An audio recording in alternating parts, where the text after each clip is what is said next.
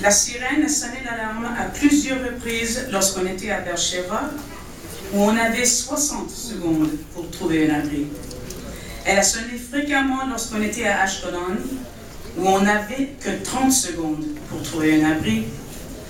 Et elle a sonné très souvent lorsqu'on était à Sderot, où on avait à peine 15 secondes pour trouver un abri. And while our delegation was never far from a shelter or safe room, and we were never in real danger, I cannot imagine ever getting used to the sound of that siren. People have asked me whether I was afraid. The answer is that I was on high alert, but no, I was not afraid. I'm never afraid when I'm in Israel because Israelis are calm and courageous, because they seem to take everything in stride.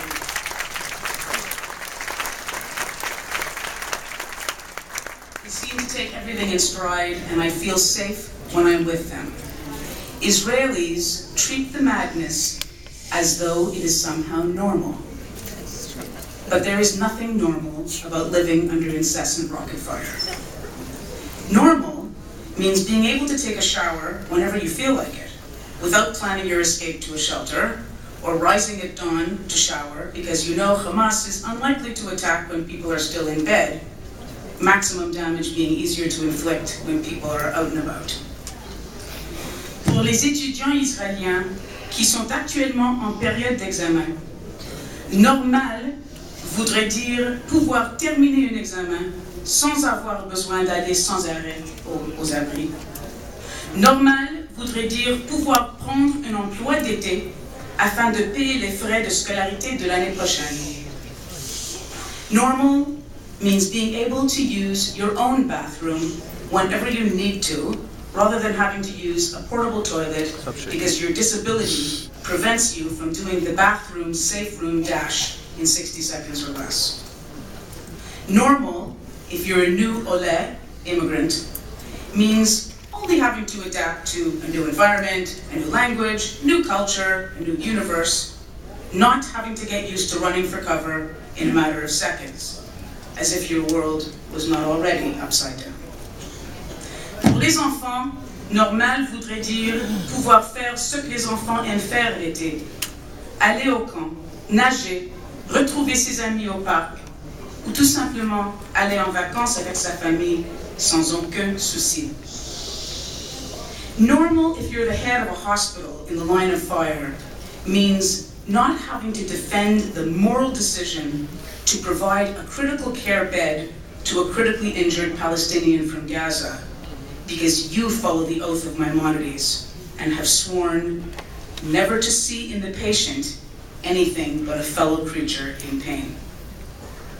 Normal means being able to take both of your toddlers out of their car seats when you finally reach your intended destination, not having to decide which one you'll be able to pull to safety once you pull over to the side of the road, unbuckle your own seatbelt, and have 10 more seconds to hit the dirt and cover your heads.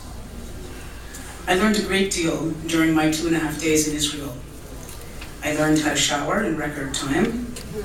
I learned to case out my surroundings constantly, making sure I always knew where the shelter or safe room was located, and to choose my seat strategically, just in case we needed to make a quick exit. I learned how to jump out of a vehicle and hit the ground in under 15 seconds.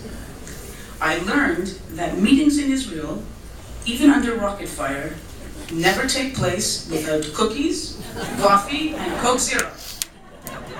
It is deemed, I kid you not, a collective national failure if people traveling on missions to Israel arrive at one meeting from a previous meeting and are actually hungry. I learned how to appreciate black humor from Beersheba. You know the rockets are reaching Tel Aviv when talk turns to what to wear in the bomb shelter. I learned the meaning of the expression, there's the state of Tel Aviv, and then there's Israel. Folks in Tel Aviv don't stress too much over sirens in the way that their fellow Israelis do, living barely an hour south of them. They're certain that Iron Dome will protect them, though the IDF estimates it's only about 90% effective.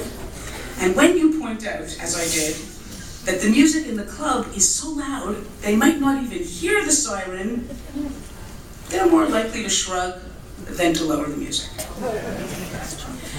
When I left on this mission, I wondered whether Israelis would see it as somehow opportunistic, a ploy to get a few good photo ops. Well, I couldn't have been more wrong. From the taxi drivers, to the hotel staff, to the bakery owner where we stopped to pick up treats for children in the shelter, to the medical staff at Barzilai Medical Center in Ashkelon, to the social workers caring for trauma victims, to the residents at Kibbutz Nir Am, virtually on the border with Gaza, to the Sderot mother of 2 young children under 5, who were saved because of the safe room in their apartment, mandated by law, by the way, for every home in Sderot, but who are now too fearful to leave their apartment. They all thanked us profusely for coming at this critical time to show our support. Israel today is a wealthy, successful country with miraculous defense systems like Iron Dome that, in most cases, prevent grave harm from being realized.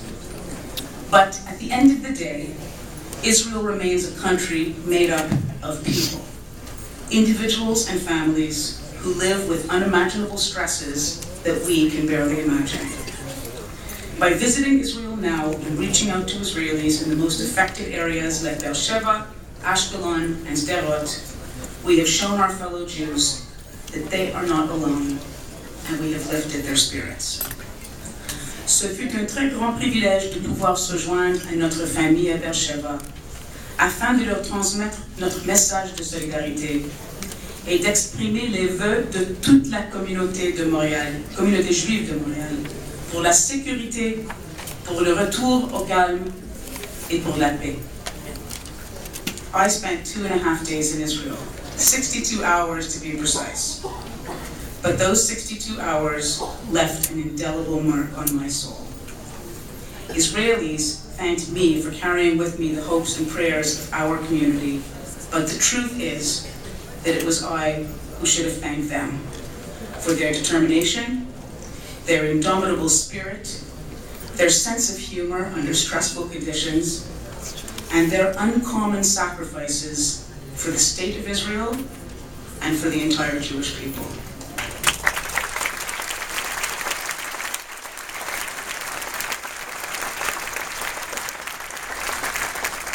The ground operation and the rocket attacks will end, hopefully very soon, and Israelis will carry on as they always have. But they will be left with the aftermath. Emotional costs, millions of citizens suffering some form of post-traumatic stress syndrome, and financial costs in the billions of shekels, while also steeling themselves for next time. And those of us living in Jewish communities around the world will need to keep paying attention after the soldiers come home and the Iron Dome batteries go quiet.